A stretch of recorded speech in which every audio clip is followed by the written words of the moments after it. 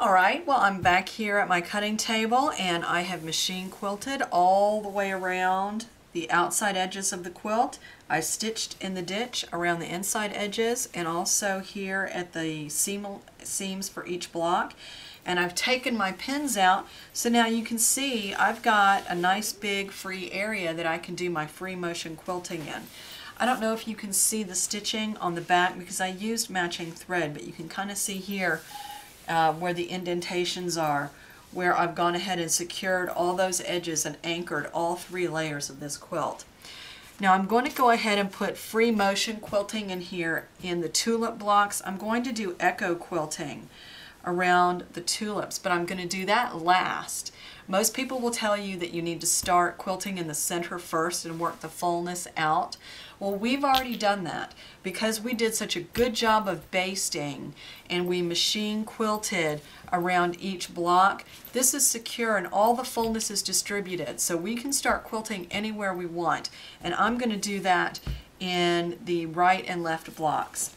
And before you start machine quilting and doing free motion, I recommend that you get a piece of paper and a pen and draw your design out first. Get comfortable with the design you're going to be doing. I'm going to be doing what I call my lowercase e's, which is the same design I used in Love Apple, and it helps to do it on paper first. This is just a kind of a curved line and then a loop, and I like to make a big curve in the line and a small loop.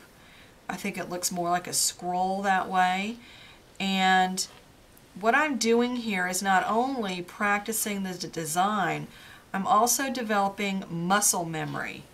I'm getting my muscles used to making this movement so that when I go to the sewing machine, it will be second nature to me.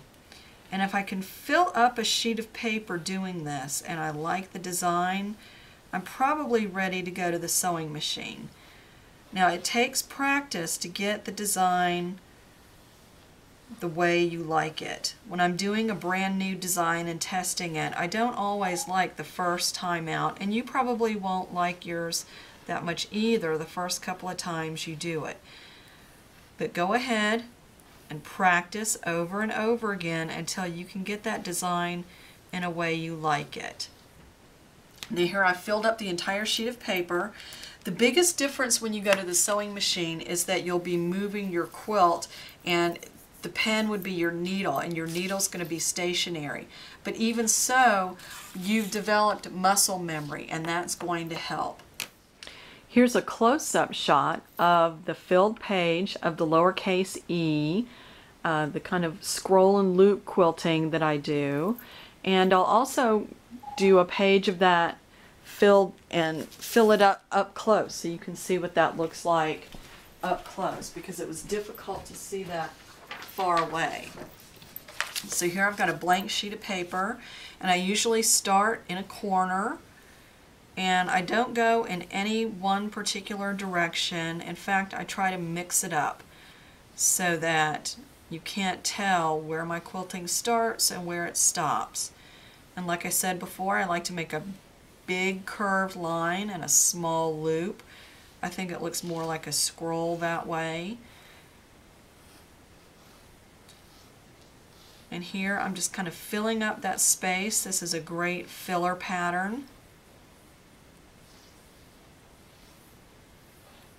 And I'm just continuing on in different directions until I fill up this entire page. I recommend you do this a couple times to get comfortable with the design.